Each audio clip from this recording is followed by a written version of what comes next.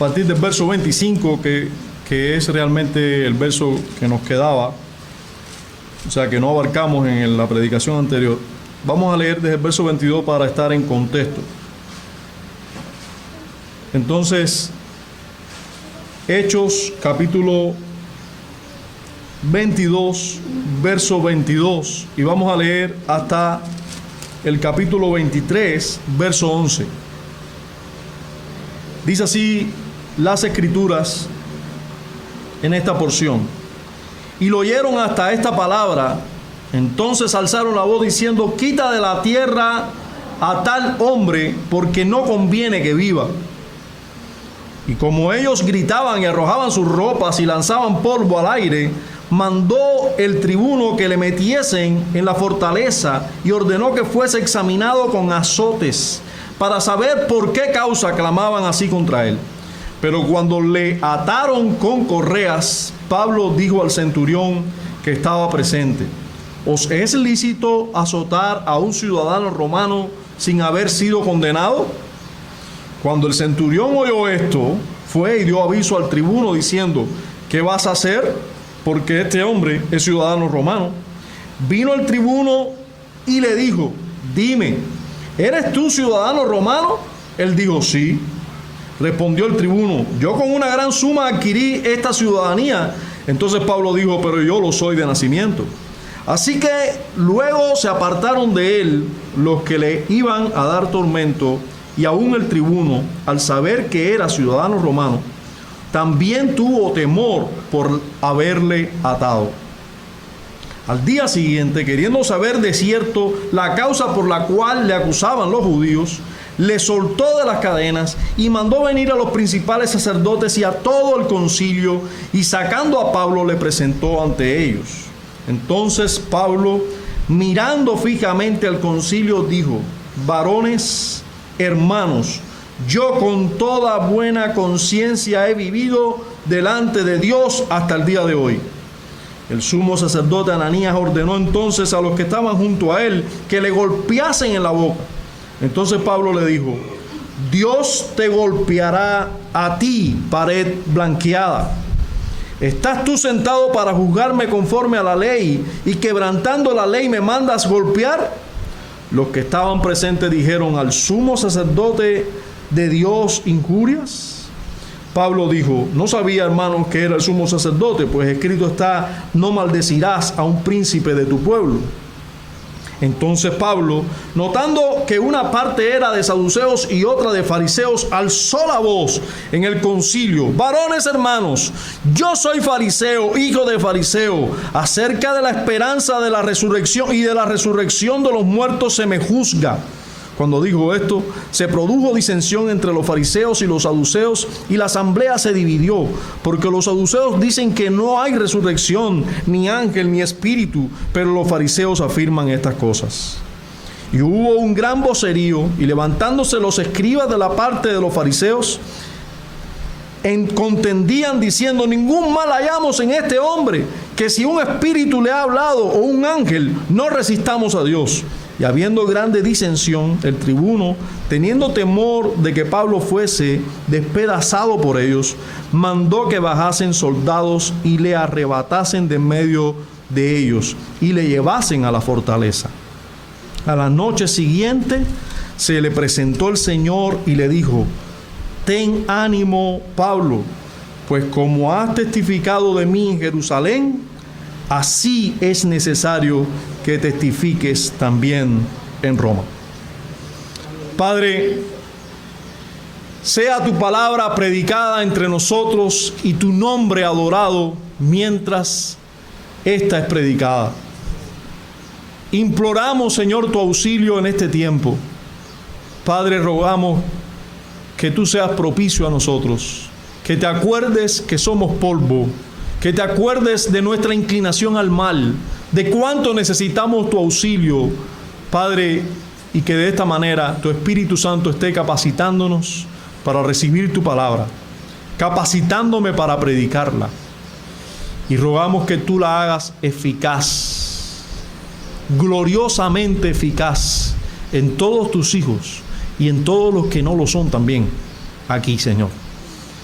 Padre, en Cristo te lo imploramos, dándote gracias porque sabemos que siempre nos oyes. Amén. Uno de mis salmos preferidos, creo que les quedó claro hoy cuando se los leí nuevamente, pues el domingo pasado también se los leí.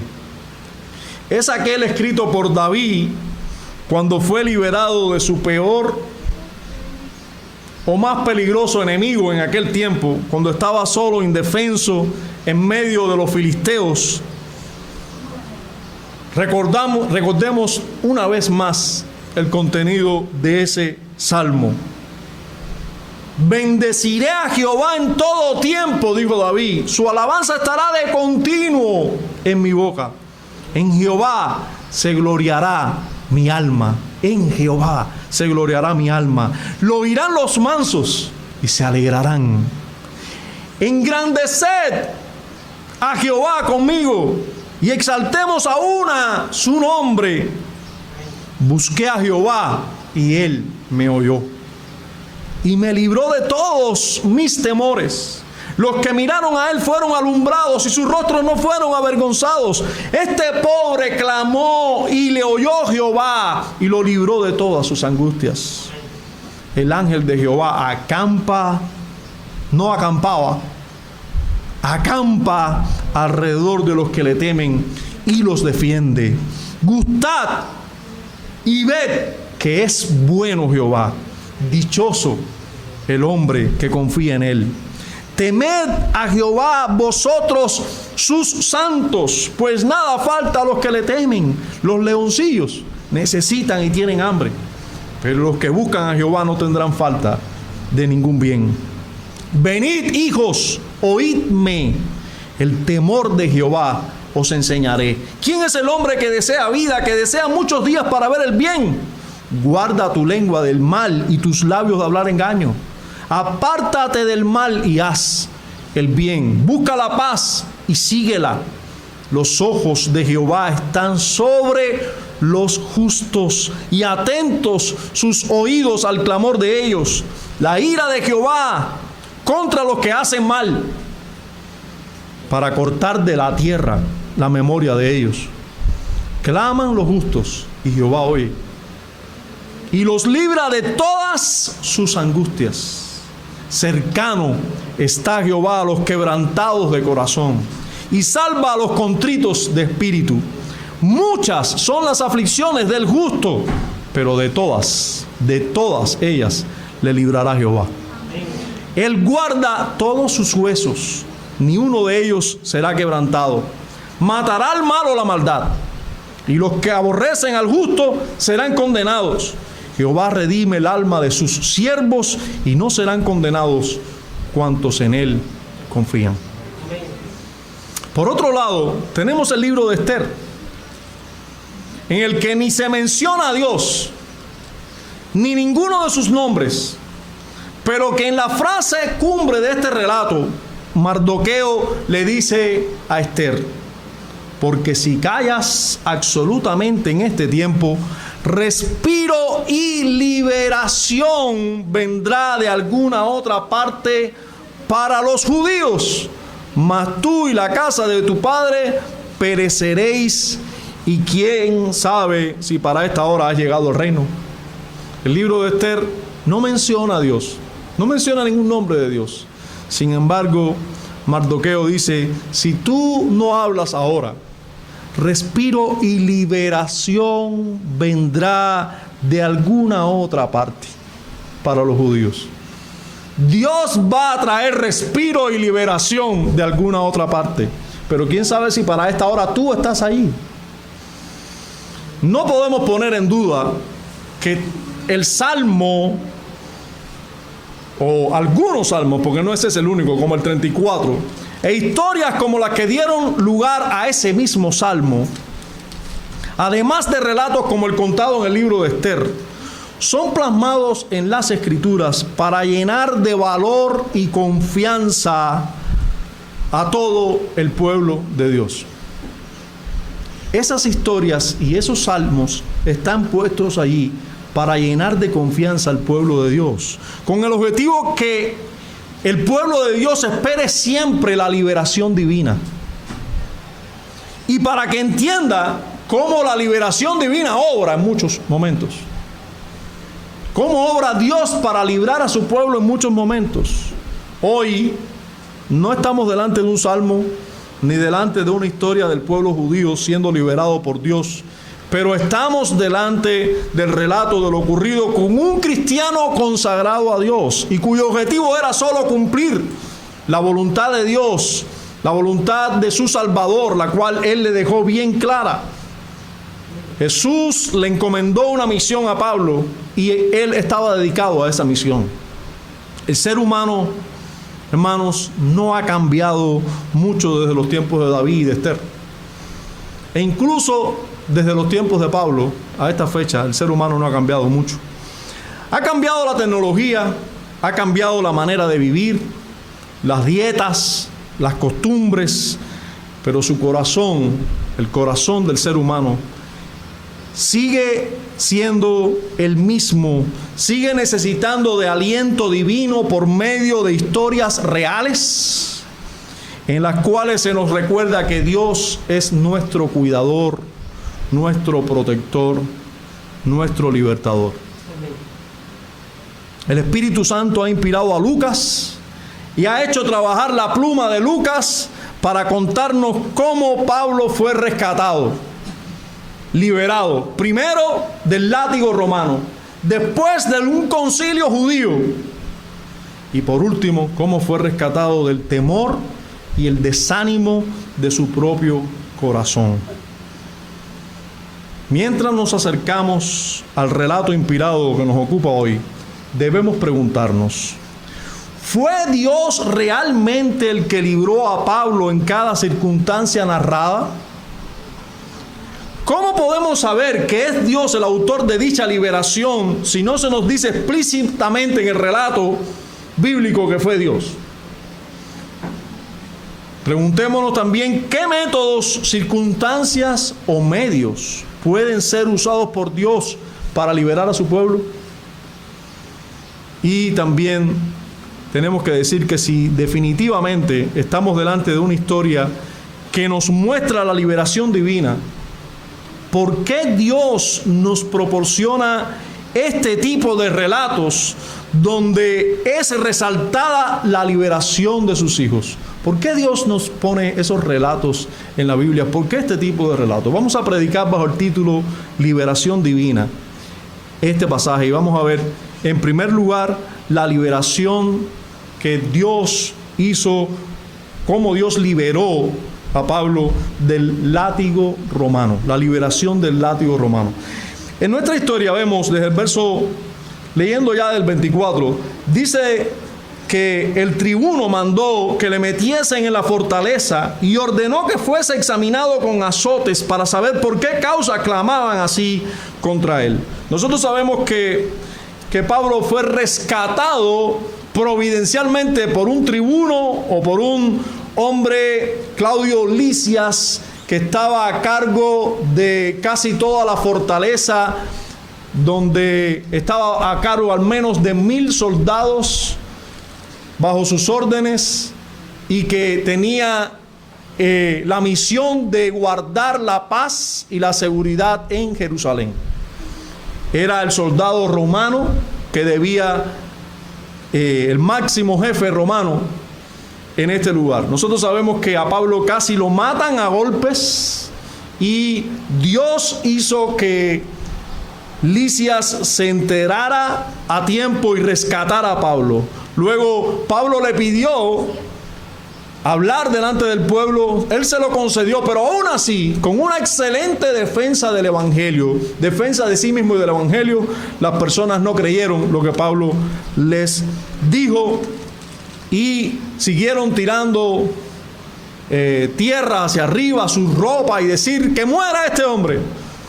El tribuno Claudio Lisias no sabía qué era lo que había hecho este hombre y dijo: si no sé, porque nadie me lo dice, seguro si lo someto a un castigo y al látigo romano, este hombre va a hablar y voy a saber qué sucede con él.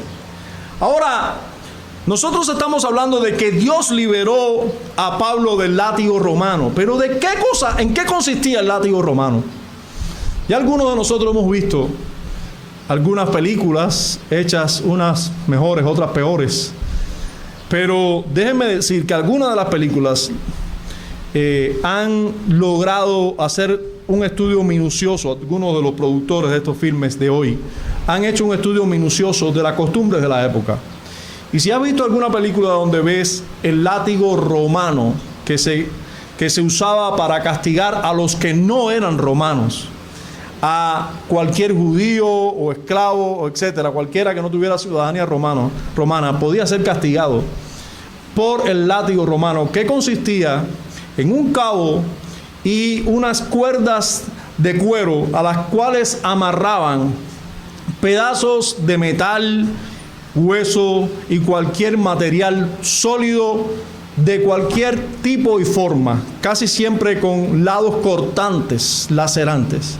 Las personas que se sometían a esos castigos, muy pocos sobrevivían. Y los que sobrevivían quedaban muchos lisiados de por vida. Las personas morían desangrados después de ser sometidos a estos castigos.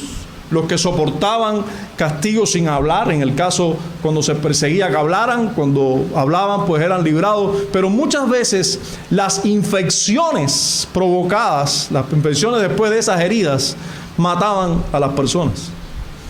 Pablo sabía que él estaba a punto de morir si se dejaba someter a ese castigo. Nosotros tenemos que saber que de eso Dios libró a Pablo, de la muerte en ese momento. No eran los castigos que ya él había recibido de parte de los judíos. Ahora era el látigo romano lo que estaba delante de él. Este hombre, Pablo, estaba siendo amarrado porque ninguna persona suelta podía ser castigada. A menos que lo amarraran, lo ataran de un lugar, podía quedarse tranquilo con esos azotes. Y en medio de esa situación, miren con qué serenidad o dominio propio Pablo le pregunta al oficial romano. Dijo Pablo, verso 25: ¿os es lícito azotar a un ciudadano romano sin haber sido condenado? Fíjense, Pablo no se puso a gritar: yo soy romano, no me den. Pablo se dirigió al tribuno, al centurión, y le dijo: ¿os es lícito azotar a un ciudadano romano sin que éste haya sido condenado? Ustedes no tienen una causa contra mí.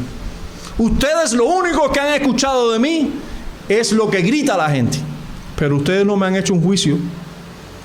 Y yo soy un ciudadano romano. ¿Es lícito que ustedes me castiguen? Miren cómo inmediatamente esto hizo que ese centurión fuera y hablara con el tribuno. Miren cómo, notemos juntos cómo Pablo dominaba plenamente las leyes civiles, y esto lo libró del castigo. Hoy hay un género de cristiano que piensa que está en el cielo ya, y dice: yo soy ciudadano del cielo, yo soy solo discípulo de Cristo, mi rey es Cristo y yo no tengo nada que ver con lo civil. Hermanos, eso es una ignorancia, venga de la boca de quien venga. Yo no digo que por ahí no hayan maestros que pueden ser escuchados en muchas cosas. Ahora, quisiera llamarles la atención, y yo creo que un día vamos a tener que, sin tener nada grabado, poner un listado en una pizarra donde usted pueda ver a quién puede leer y a quién no puede leer, y a quién puede escuchar y a quién no puede escuchar. Vamos a tener que hacerlo, porque hoy en día, para que hayan falsos maestros, para que nosotros nos sometamos a falsos maestros, no tienen que venir estos y pararse en este púlpito, sino de que cualquiera por allí puede ver a cualquier falso maestro, estar expuesto a ellos, y a veces son sus maestros. Es lamentable como incluso yo escucho a muchos creyentes hoy en día Yo aprendí de fulano tal y tal cosa. Y aprendí de ciclano tal y tal cosa. Y si le preguntamos, ¿pero qué piensa tu pastor de eso? No nos saben decir. Es triste que eso suceda, porque lo que Dios ha provisto como un medio eficaz para el creyente es que sean nutridos de la palabra de Dios y en todo caso la palabra de Dios instruida desde el púlpito donde Dios lo ha puesto a usted. Y debemos dar muchas gracias a Dios por los medios que tenemos hoy cuando lo usamos correctamente. Y déjenme decirle ya que en relación a esto hay tantos buenos libros, buenos, no mediocres, buenos libros por leer, que usted no tiene por qué exponerse a ninguno mediocre. A usted no le alcanza la vida que tiene usándola correctamente en la lectura para leer todo lo bueno que hay, para que usted se esté exponiendo a cosas mediocres.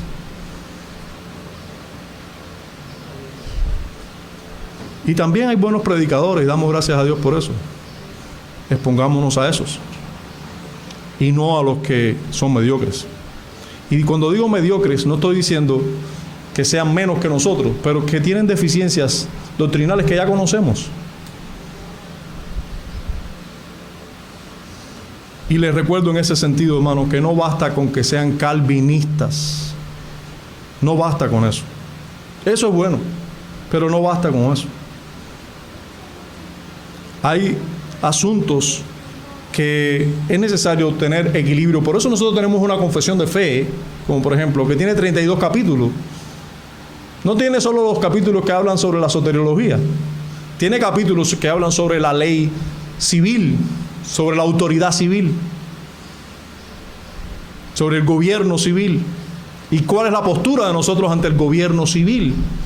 ¿Cuál debe ser la postura del cristiano ante el gobierno civil, ante la autoridad civil? Y la postura del cristiano ante la autoridad civil no es de no tenerla en cuenta ni pensar que no está aquí. No, el cristiano es un hombre en este mundo que tiene su ciudadanía en el cielo también, pero está aquí. Está aquí. ¿Y qué sería de Pablo si no supiera de sus beneficios, de los derechos que tenía como ciudadano romano? ¿Qué hubiera sido de él? Hermanos, el medio que Dios usó para liberar a Pablo del látigo romano fue el conocimiento que ya Dios le había dado a Pablo, que Pablo responsablemente conocía sus derechos como ciudadano romano. Imagínense que Pablo hubiera pensado, no, yo soy ciudadano del cielo y eso es lo único que me importa. Imagínense que le hubiera dicho ahora al centurión, hey, usted no sabe que yo soy ciudadano del cielo, ¿usted me va a castigar? Algunos yo estoy seguro que hubieran apelado de esa manera. Hubieran dicho, hey, ¿tú sabes con quién te estás metiendo? Con un hijo de Dios, hubieran dicho. Y con más razón hubieran cogido el látigo y lo hubieran castigado, si hubiera usado ese argumento. Pero Pablo no usó ese argumento. Pablo usó un argumento lógico, lícito, correcto, y les dijo a ellos que no entienden ni les importa la ley de Dios, pero sí les importaba la ley civil. Les dijo, ¿es lícito que sin yo ser condenado tú me castigues siendo yo ciudadano romano? Y miren cómo a estos hombres que no temen a Dios, pero sí temen a otros hombres. Qué lástima. Pero así también Dios usa. Esos medios también Dios los usa para bien de sus hijos. Este hombre dijo, hey, voy para allá. Y miren cómo él le habla al tribuno. Miren, este hombre fue a donde estaba el tribuno y le dijo, ¿qué vas a hacer? Yo no quiero ni tocar a ese hombre. ¿Qué vas a hacer? Porque este hombre es ciudadano romano. Inmediatamente el tribuno dejó lo que estaba haciendo, fue para allá y le dijo a Pablo, pero ven acá, ¿de dónde tú sacaste que eres ciudadano romano si yo tuve que comprar la ciudadanía? Y Pablo le dijo, pero yo nací siendo ciudadano. Sin perder tiempo en cómo se llegaba a ser ciudadano romano en esta época, cómo un judío podía ser ciudadano romano, vamos a seguir adelante. Pero nosotros tenemos que al menos saber que había una ley clara para el apóstol Pablo y que hizo uso de ella, en la cual se decía que un ciudadano romano no se podía castigar ni someter a ciertos castigos a menos que fuera debidamente condenado. Y habían castigos que aun cuando era condenado no debía ser sometido a ellos, como ese tipo de castigo, la crucifixión, entre otros. Bien, habiendo visto esto, vamos a ver cómo Pablo también es liberado, no del látigo romano, sino de un concilio judío ahora. De un concilio judío. Desde el verso 30 de este capítulo 22 hasta el verso 10 del capítulo 23, nosotros vemos ese concilio y cómo Dios libera a Pablo del concilio judío. Y lo que sucedió fue que este hombre, ahora no sabía cómo hacer que Pablo, saber la verdad sobre Pablo. Y dijo, no lo puedo castigar, entonces déjenme traer a todo el concilio judío para esclarecer esto, que ellos me digan cuál es el problema con este hombre. Dice la Escritura que el tribuno convoca a los sumos sacerdotes y a todo el concilio, estamos hablando alrededor de 70 personas, líderes en Israel, y los pone delante de Pablo, pone a Pablo delante de ellos. Él libera a Pablo de sus cadenas, porque era un hombre romano, un ciudadano romano, y los pone delante del concilio judío.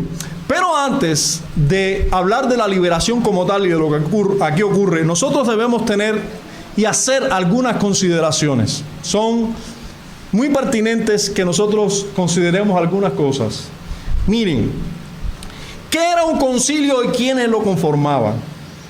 Un concilio o este grupo de líderes en Israel, se cree que eran alrededor de 70 personas, como ya les decía, de líderes israelitas, de hombres que supuestamente debían ser escribas o principales de sinagogas, ancianos en Israel. Pero nosotros tenemos que saber que el sacerdote debía ser debidamente establecido, ser de cierta familia, etc. Pero el sacerdote que nosotros tenemos delante, Ananías, fue un sacerdote que cuando nosotros buscamos en la historia, todos los historiadores que hablaron de este hombre, llegaron a la conclusión que era un hombre corrupto. Fue un hombre no elegido por el pueblo judío, fue un hombre elegido por Herodes, el rey Herodes, fue quien lo puso allí. Y era un hombre realmente perverso, el sumo sacerdote de este concilio. Para que ustedes sepan que si ese era el sumo sacerdote, los líderes debían ser muy parecidos. Aunque habían quizás algunos hombres, quizás con cierta piedad, podemos decir, o realmente líderes, pero era un concilio corrupto. Ahora, también nosotros tenemos que considerar cuán endurecidos estaban estos al mensaje del Evangelio. Ya había una iglesia en Jerusalén testificando por años, más de 20 años desde el tiempo de la muerte de Esteban. Estamos hablando ya de los años 59 después de Cristo, el suceso que tenemos delante. Ya había sido predicado el Evangelio por Pedro, ninguno de estos se había convertido en aquella multitud, si no fueran de este concilio.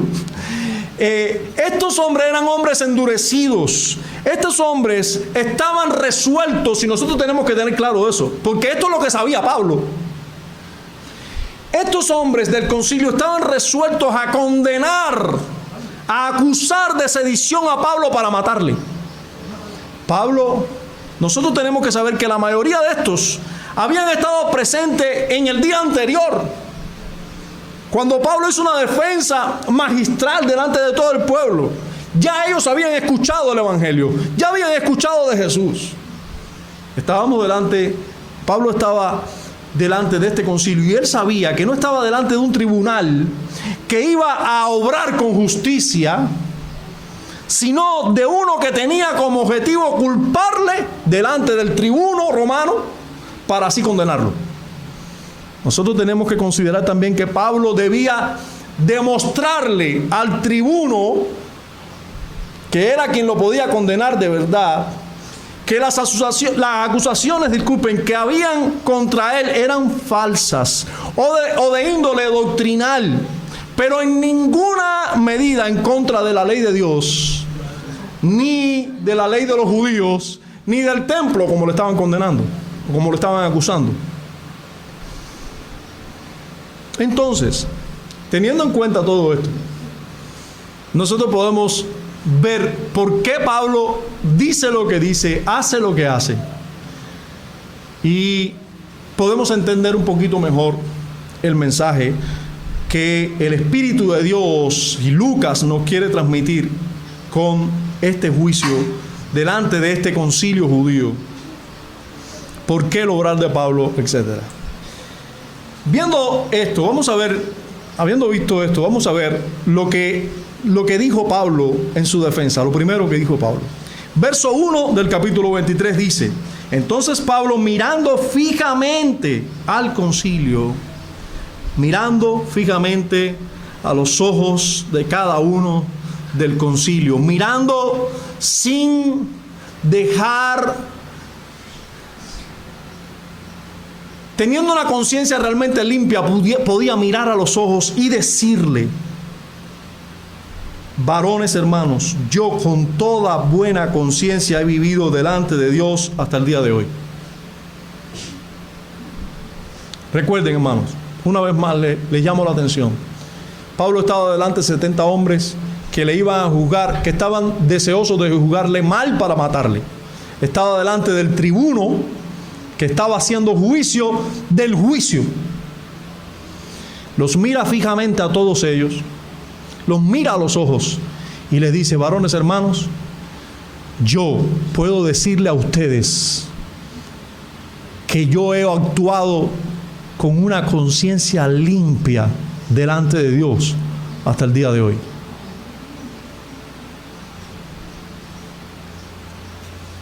Hermanos, ¿quién de nosotros pudiera decir eso?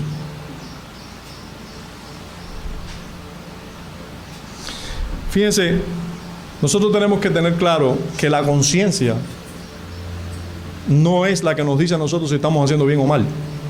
O sea, la conciencia sí nos informa a nosotros si estamos haciendo algo bien o mal. Pero la conciencia no es el juez justo. Es por las escrituras que nosotros vamos a ser juzgados. Es Dios y su palabra la regla por la que vamos a ser juzgados, medidos. Pero en la dependencia del acercamiento que nosotros tengamos a Dios y su palabra, entonces las cosas que nosotros hagamos van a ser más justas o menos. Y nuestra conciencia va a ser correctamente instruida o no para saber juzgar debidamente las cosas que hacemos. Pero lo que está diciendo Pablo es: todo el tiempo de mi vida yo he actuado según mi conciencia ha sido instruida. Con la luz que he tenido, he actuado delante de Dios con una conciencia limpia. Cuando perseguía a cristianos, yo pensaba que estaba haciendo el bien. Después tuve que arrepentirme de eso, pues fui instruido. Pero yo ahora, le estaba diciendo Pablo, yo sé y yo estoy delante de Dios y creo que tengo una conciencia limpia delante de Él, estoy actuando bien. Le estaba diciendo así a todos los que lo estaban juzgando, que muy probablemente ninguno podía decir lo mismo. Les estaba llamando la atención a la conciencia de ellos, a ver si ellos estaban actuando bien o mal según su conciencia. La respuesta malvada del sumo sacerdote fue ordenar a alguien que le abofeteara, y así lo hicieron. Le golpearon en la boca. Dice el versículo 2 que el sumo sacerdote ordenó entonces a los que estaban junto a él que le golpeasen en la boca. Pero inmediatamente vamos a ver cuál fue la reacción de Pablo ante ese golpe. Pablo dice en el versículo 3, entonces Pablo le dijo: Dios te golpeará a ti, pared blanqueada. ¿Estás tú sentado para juzgarme conforme a la ley y quebrantando la ley me mandas golpear? Es interesante cómo Lucas relaciona lo que vivió Jesús, algo similar, con lo que vivió Pablo. Indudablemente vamos a encontrar diferencias. Indudablemente vamos a encontrar más piedad y una total santidad en Jesús. Quizás en Pablo vamos a ver vestigios humanos. Quizás aquí encontramos un poco de ira. Y yo no quiero agobiarles con todo lo que dicen todos los comentaristas acerca de la reacción de Pablo, si era más pecaminosa o menos pecaminosa. Unos lo ponen ahí arriba como el mayor de los santos y otros lo denigran al peor de los pecadores. Pero lo que sí tenemos que decir claramente, y siguiendo simplemente lo que dice el texto y no agregándole ni quitándole nada, es que Pablo primero no se defendió él mismo, sino que él le dio la causa al Señor. Y si lo hizo con ira o no, él dijo: Dios te castigará a ti. Pues yo no voy a hacerlo por mis propias manos. Dios será quien te golpee a ti, pues tú me estás golpeando sin ninguna causa. Y eso sí Pablo podía decirlo con toda seguridad, que sin ninguna causa él fue golpeado. Que el concilio judío no estaba ahí para golpearle, sino para juzgarlo. Él podía decir con toda seguridad: tú me estás golpeando injustamente. Y Dios será quien te golpea a ti. No lo seré yo, pero Dios lo hará. Y luego le dice pared blanqueada, similar a lo que Jesús dijo. Lo llevó todavía mejor. Jesús le dijo sepulcro blanqueado. Una pared blanqueada es como una pared que está prácticamente sin cemento, cayéndose, pero tiene tanta lechada que no se ve lo mal que está. Pero si le llueve un poco, va a venirse abajo. Un término usado un poco por los profetas en el Antiguo Testamento, Ezequiel específicamente, hablando de los líderes de Israel también. Le dice pared blanqueada. Y luego le recuerda: tú estás aquí para juzgarme conforme a la ley, y quebrantando la ley me haces golpear. Ante esta respuesta de Pablo, reaccionan los hombres que no les importa si aquel sumo sacerdote estaba quebrantando la ley o no. Quieren acusar a Pablo de que era el sumo sacerdote y que no debía hablarle de esa manera. Y le dicen: contra el sumo sacerdote hablas de esta manera y le injurias y le dices pared blanqueada o que Dios te golpeará. Hacen notar el pequeño pecado de Pablo y no resaltan el pecado inmenso del sumo sacerdote. Pero no obstante, Pablo reconoce su falta y dice: hermanos, no sabía. Por favor, vaya conmigo al verso 5 para que sepan que lo que les estoy diciendo es las Escrituras. Pablo dijo: no sabía, hermanos, que era el sumo sacerdote, pues escrito está: no maldecirás a un príncipe de tu pueblo. Pablo dice: si yo he faltado en algo, es que no sabía que ese era el sumo sacerdote. Y nuevamente no les quiero agobiar si usted es como los hermanos que les gusta estudiar las Escrituras. Yo le sugiero que vaya y lea los comentarios de algunos que le hacen preguntas al texto como diciendo: ¿y cómo Pablo no va a saber quién era el sumo sacerdote?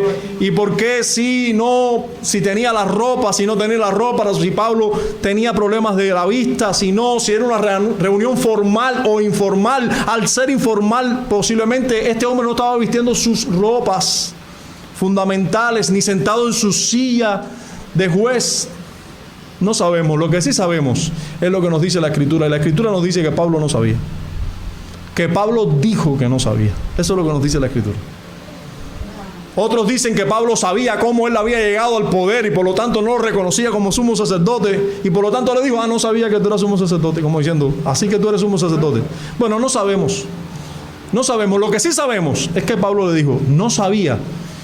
Y yo prefiero quedarme con lo que dice la Escritura. La Escritura dice que él dijo: no sabía, y también se recuerda delante de todos que no se debe injuriar a un príncipe del pueblo de Dios. Ahora, Pablo reconoce su falta y sigue adelante. Y es bueno saber que si Pablo está cometiendo una falta aquí, ya pidió perdón por esa falta. Y nosotros tenemos que saber que la liberación de Dios no depende total y enteramente de nuestra total integridad, porque entonces nadie sería librado por Dios. Yo creo que nuestros pecados tienen consecuencias delante de Dios, y que su mano es fuerte para disciplinar a sus hijos. Pero también creo que no hay hijo de Dios que no peque. Y Dios libra a sus hijos. Dios es el libertador de sus hijos. en esta liberación tenemos que ver cómo Dios usa la prudencia, el conocimiento y la astucia de Pablo. Escuche bien, en esta liberación de Dios a Pablo del concilio judío, Dios usa el conocimiento, la prudencia y la astucia del apóstol. Cuando Pablo está en medio de este concilio, dice que nota que una parte era de fariseos y la otra de saduceos. Casi siempre era así en el concilio, pero todavía él tenía que fijarse si se mantenía eso. Recuerden que Pablo había estado muchos años viajando, que muchos habían cambiado ahí. De hecho, él hubiera conocido a cada uno del concilio si fueron los mismos cuando le mandaron a él con cartas a perseguir a los cristianos. Muy probablemente, les digo, habían pasado 20 años. Probablemente ninguno estaba ahí ya de los conocidos de él, quizás alguno. Pablo está ahí y se da cuenta que sigue habiendo esa división en el concilio entre fariseos y saduceos, y se da cuenta de esto, y luego alzó su voz y dijo: varones hermanos, yo soy fariseo. ¿Pablo era fariseo o era cristiano? Pablo era cristiano, pero también había muchos cristianos ahora convertidos que eran fariseos. Lucas, si usted se fija en el libro de los Hechos, no se dedica a hablar mal de los fariseos, porque muchos fariseos habían convertido. Recuerden que los fariseos eran de la secta de los que respetaban un poco más las escrituras y la ley. Por lo tanto, muchos de ellos vinieron a la fe. Cuando nosotros encontramos a Pablo diciendo: yo soy fariseo, no estaba diciendo yo sigo guardando la ley tal como todos los fariseos. Está diciendo: yo soy un judío que era de la secta de los fariseos. Yo soy fariseo y soy hijo de fariseos. Y sigue diciendo acerca de la esperanza y de la resurrección de los muertos se me juzga. Y nosotros sabemos, y Lucas lo aclara después, que los saduceos no creían ni que había resurrección, ni que había vida eterna, ni que había ángeles, ni tenían otra esperanza de otra vida. Los saduceos no creían nada de eso. Estaban muy lejos de la fe cristiana. Pero los fariseos sí creían todas estas cosas. Y Pablo quiere ponerse en lugar de eso que compartían. Esta parte del concilio que compartía esta fe con él. Y les dijo: a causa de eso se me juzga. De que creo en la resurrección de los muertos. Y que creo que hay vida eterna, que Cristo resucitó de los muertos. Él no dijo eso, pero dijo: acerca de la resurrección de los muertos se me juzga. Él fue sabio. Él fue prudente. En cierta manera astuto.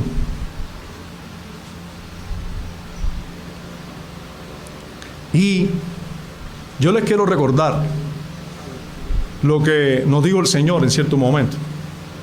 En cierto momento el Señor les dijo: he aquí yo os envío como a ovejas en medio de lobos. Sed pues prudentes como serpientes y sencillos como palomas. Y guardaos de los hombres, porque os entregarán a los concilios, así como está ahora mismo Pablo aquí, y en las sinagogas os azotarán, y aún ante gobernadores y reyes seréis llevados por causa de mí. Exactamente lo que estaba pasando Pablo ahora. Para testimonio a ellos y a los gentiles. Mas cuando os entreguen, no os preocupéis por cómo o qué hablaréis, porque en aquella hora os será dado lo que habéis de hablar. La sabiduría que tenía Pablo ahora mismo para defenderse, ¿de dónde venía? Termina ese pasaje diciendo Jesús: porque no sois vosotros los que habláis, sino el Espíritu de vuestro Padre que habla en vosotros. Por el Espíritu de Dios, Pablo tuvo sabiduría para decir: yo soy fariseo y se me está juzgando hoy por la esperanza y por creer en la resurrección de los muertos. en medio de aquel concilio, que lo único que quería era acusarle y matarle, que no querían escuchar el evangelio porque ya lo habían escuchado y estaban endurecidos. Pero realmente, por creer estas cosas, él estaba siendo juzgado. Aquella pronunciación de Pablo bastó para que ocurriera lo que ocurrió. Verso 7 dice: cuando dijo esto, se produjo disensión entre los fariseos y los saduceos, y la asamblea se dividió. Los impíos van en contra del pueblo de Dios porque no conocen a Dios, porque aborrecen a Dios y aborrecen a su pueblo. Pero no se crean que ellos están muy unidos. Ellos unidos van en contra del pueblo de Dios, pero ellos no están unidos para nada. Ellos están divididos en muchas cosas. Y así se mostró la impiedad y la división que había dentro de aquel concilio que se consideraba muy justo. Se manifestó inmediatamente. Dice el versículo 8: porque los saduceos dicen que no hay resurrección, ni ángel, ni espíritu, pero los fariseos afirman todas estas cosas. Y hubo un gran vocerío, y levantándose los escribas de parte de los fariseos, contendían diciendo: mira hasta qué punto los fariseos ahora estuvieron dispuestos a defender a Pablo. Dijo: ningún mal hallamos en este hombre, que si un espíritu le ha hablado o un ángel, no resistamos a Dios. ¿Ustedes recuerdan quién estaba allí? El tribuno. Suficiente. El tribuno escuchó lo suficiente. Y habiendo gran disensión, el tribuno, teniendo temor de que Pablo fuese despedazado por ellos, mandó que bajasen soldados y le arrebatasen de en medio de ellos y le llevasen a la fortaleza. Nuevamente rescatado por el tribuno. Nuevamente Dios usó a un tribuno romano, a un oficial romano, para librar a su hijo. Notemos nuevamente cómo Dios usa el temor de los hombres para liberar a sus hijos. Ustedes saben que la vida de Claudio Licia, el tribuno romano, dependía del cuidado que él tuviera de Pablo, un ciudadano romano. Él no podía permitir que judíos despedazaran a un ciudadano romano. Por eso él tenía temor. Tuvo temor de lo que le podía pasar a él si algo le pasaba a Pablo. E inmediatamente lo rescató. Hermano, Dios usa medios humanos para liberar a sus hijos. Temores. Dios liberó a Pablo del concilio por medio de temores, por medio de sabiduría, de astucia, de prudencia de Pablo. Esos fueron los medios que Dios usó para liberarlo del concilio judío. Pero nos falta otra liberación. Pablo no solo fue liberado del látigo romano, del concilio judío, sino del propio temor y desánimo de su corazón. Y eso es lo que nos dice el versículo 11. A la noche siguiente se le presentó el Señor y le dijo a Pablo: ten ánimo, Pablo, pues como has testificado de mí en Jerusalén, así es necesario que testifiques también en Roma. Pablo tenía sin duda en esa noche gran desaliento, temor quizás, y se le aparece el mismo Señor, y le dice las palabras que necesitaba: ten ánimo, no tengas temor, no te desalientes, porque todavía es necesario que, como testificaste aquí en Jerusalén, testifiques de mí en Roma. Miren, en el momento en que se presentó, en la noche, cuando recostamos nuestra cabeza y comenzamos a pensar en las cosas que vivimos, en las que tendremos por vivir, que son las que más nos agobian, cuando a veces nos sorprenden algunas lágrimas y caemos en desespero. En ese momento el Señor vino en auxilio de Pablo. Miren cómo se presentó el mismo Señor Jesús. Se le presenta a Pablo para darle aliento. Y cómo le dice: ten ánimo, Pablo. ¿Ustedes se imaginan a Pablo escuchar su propio nombre de los labios del mismo Señor? ¿Qué más hace falta? ¿Qué más le hace falta a un hijo de Dios? Jesús le dijo: ten ánimo, Pablo. Ten ánimo.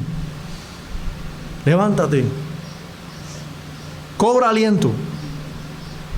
Como has testificado de mí en Jerusalén. Hermano, notemos que Pablo no estaba recibiendo una noticia de lo bien que le iba a ir de ahora en adelante. No. Pablo estaba recibiendo la noticia que de la misma manera que había testificado en Jerusalén. ¿Cómo había testificado en Jerusalén? Había testificado primero encadenado, puesto en pie en una grada, testificándole a todo el pueblo, sin que nadie le creyera, sin ningún resultado para poner en los papelitos de los informes de no sé cuántos convertidos. Y luego testificó ¿dónde? Delante de un concilio, en los únicos lugares donde él ha testificado aquí en Jerusalén, no ha testificado en otro lugar. Y Jesús le dijo: vas a seguir testificando. Lo importante es que testifiques, no los resultados. Vas a seguir testificando. De la misma manera que has testificado en Jerusalén, lo vas a hacer en Roma. Posiblemente en prisiones igual. Y de hecho, fue así. Pero vas a testificar. ¿Usted sabe por qué? Porque es necesario. Note conmigo esa palabra ahí. Esa palabra ahí. Como has testificado de mí en Jerusalén, es necesario. Es necesario que testifiques también en Roma. Es necesario que testifiques. ¿Cuán necesario es que se levante el testimonio de cada uno de nosotros, hermano? ¿Cuán necesario?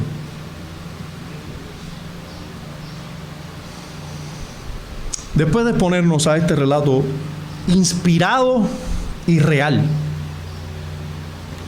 debemos apreciar algunas cosas. En primer lugar, apreciemos cuán importante es escudriñar las Escrituras. Y no tan solo leerlas, quedar sin entendimiento, leerlas y quedar sin entendimiento peor, pero no tan solo leerlas, incluso entender algo. Qué importante es escudriñar las Escrituras. Jesús, hermano, nos ordena no solo a leer las Escrituras. Jesús nos ordena a escudriñar las Escrituras.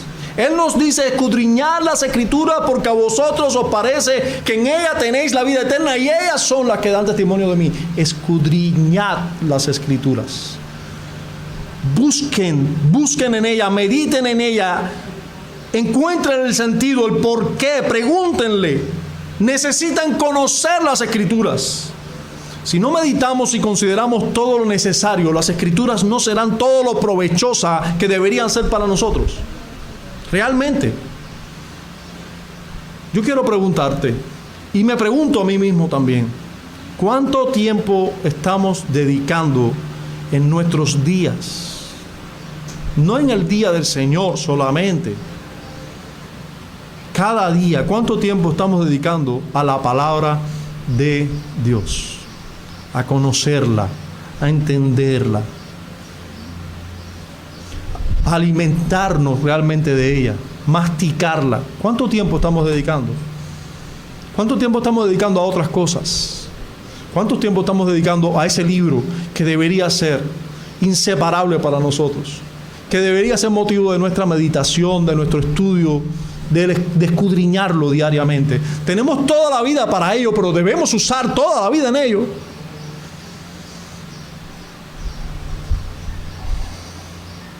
Si nosotros no preguntamos a este texto, si no escudriñamos este texto, realmente no le hubiéramos sacado ningún jugo prácticamente a este texto. Y les digo por mi propia experiencia, para venir aquí y poderles predicar, Yo tuve que leer este texto varias veces, preguntarle varias cosas al texto. ¿Por qué? ¿Por qué Lucas nos escribe esta historia?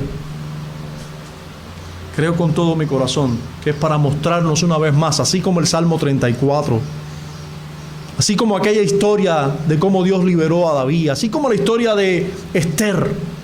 Aquí tenemos una historia de cómo Dios libra a su pueblo también. ¿Y cómo lo libera? Por distintos medios. Consideremos cuántos medios Dios se vale, de cuántos medios Dios se vale para librar a sus hijos. De diversas dificultades Dios libra a sus hijos. Debemos considerar que no siempre vendrá un ángel y nos va a llevar en sus alas, sino que Dios se vale de muchos medios providenciales, o cuenta con la sabiduría y la prudencia con la cual nos capacita su Espíritu Santo y su palabra para librarnos.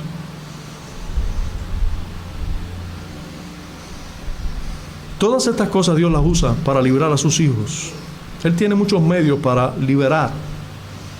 Ahora, consideremos en esta historia que el mayor y más difícil de los escollos de que fue librado Pablo no fue el látigo romano, ni el concilio judío, el peor de las dificultades, el peor de los escollos, sino su propio temor y su propio desánimo.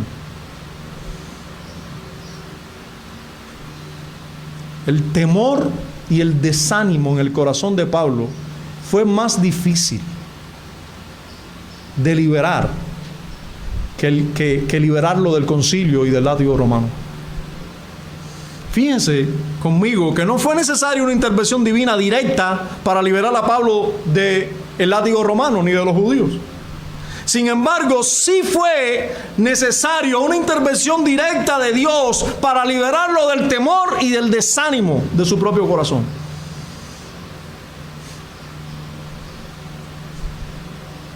Tuvo que venir Jesús directamente a sacarlo de esa condición.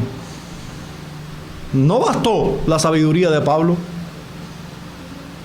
Solo la palabra poderosa de Dios puede liberar un corazón del temor y del desánimo. Solo la poderosa palabra de Dios. Considero, es lo que pretende Dios en esta mañana con sus hijos presentes, liberarles del temor y del desánimo por medio de su palabra. La historia es para nosotros. Esta historia es para nosotros. Dios es nuestro libertador en toda situación. No importa el tamaño o lo difícil de la situación que estemos viviendo. No importa. Dios es tu libertador. No sé cuáles serán los medios que Él usará para librarte, ni sé cuál es el problema en el que tú estás o yo estoy. Eso lo sabe Dios nada más, tú y Dios, y más Dios que tú.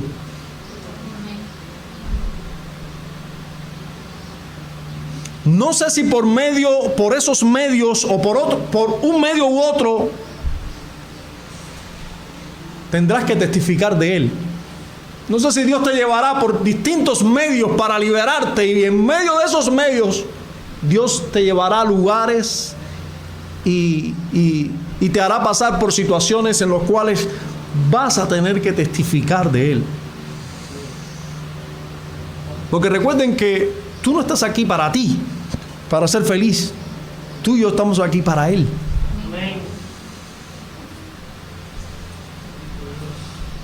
No sé si será de la manera que tú pensabas o no, pero Dios te librará. Porque muchas son las aflicciones del justo, pero de todas Él librará Jehová.